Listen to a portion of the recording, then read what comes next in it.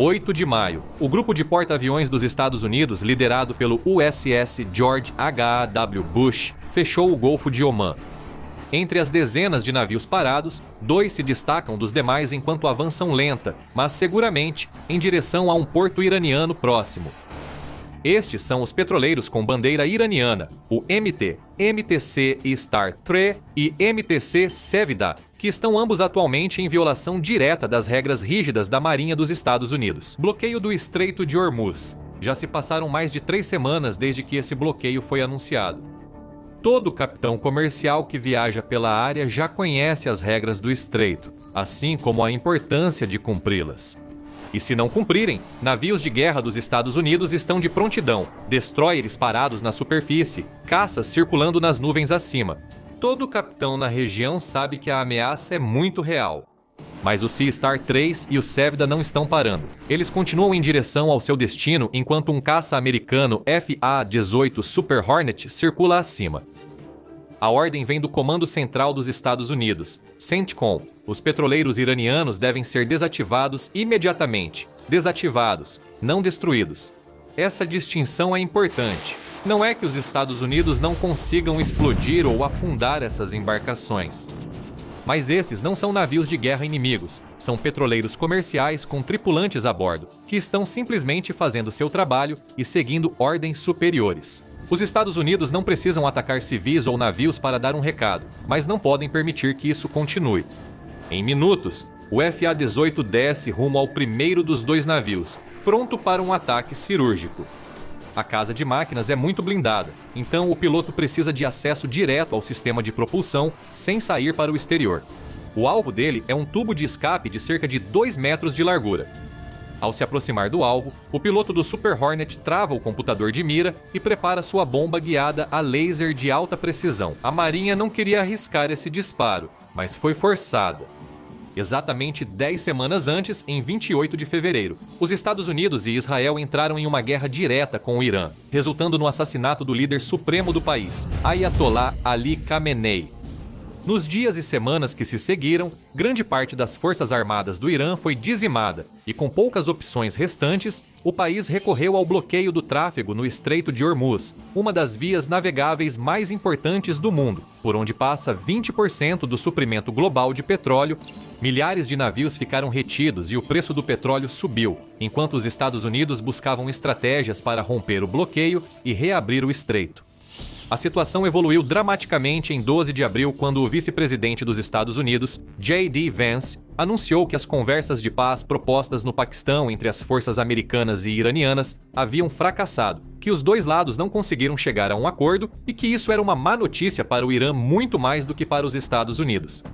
Mais tarde, nesse mesmo dia, o presidente Donald Trump detalhou exatamente o que essa má notícia significava para o Irã, anunciando que as forças dos Estados Unidos estavam oficialmente assumindo o controle do Estreito de Hormuz. Ele acrescentou que os Estados Unidos começariam a destruir as minas que o Irã havia colocado no estreito. E um dia depois, seu plano foi colocado em prática, com o CENTCOM deixando claro que qualquer navio entrando ou saindo de portos ou áreas costeiras iranianas seria parado, enquanto todas as outras embarcações estavam livres para retomar suas viagens de e para quaisquer portos não iranianos na região.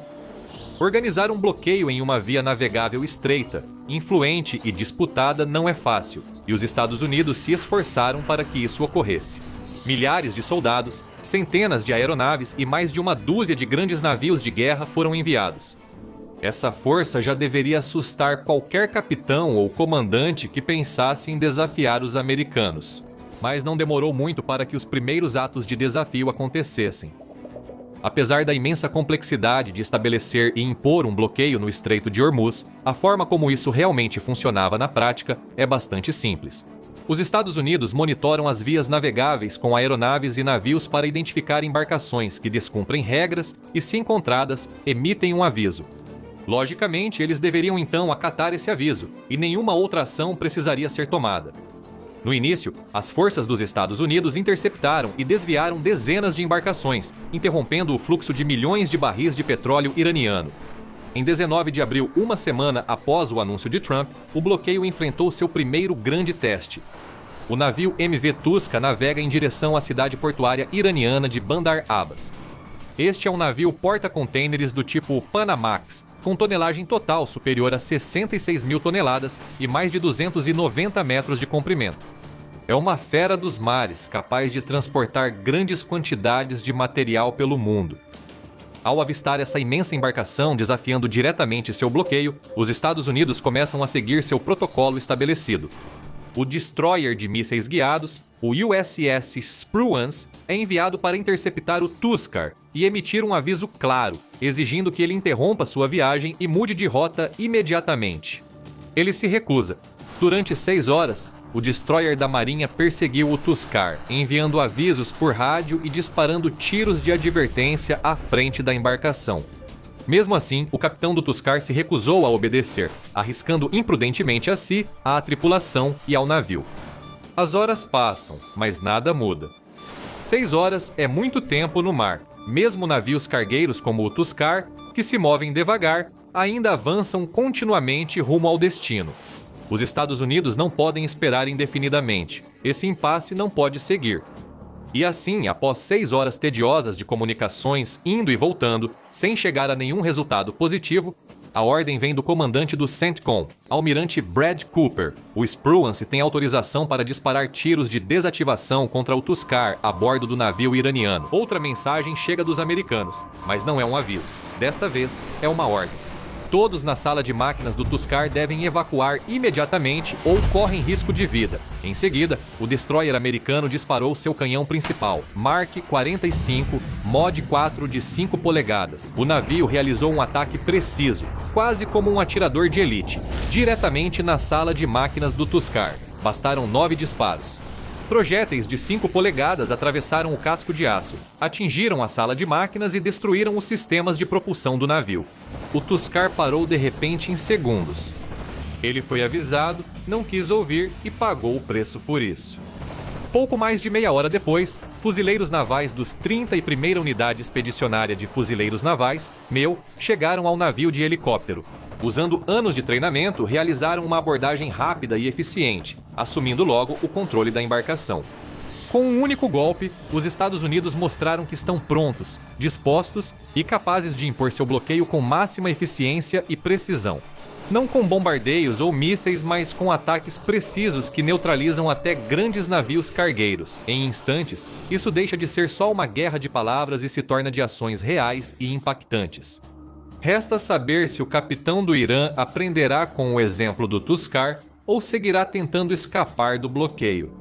A resposta chega rapidamente em 6 de maio. O Irã não aprendeu a lição.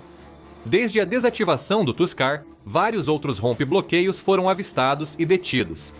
O Irã chegou até a recorrer a táticas de petroleiros clandestinos, usando cargueiros com transponders desativados e nomes ocultos, na esperança de que consigam passar despercebidos. Mas os Estados Unidos estão sempre de olho, com olhos no céu e sobre as águas. Suas forças monitoram cada navio que passa pelo Estreito de Hormuz.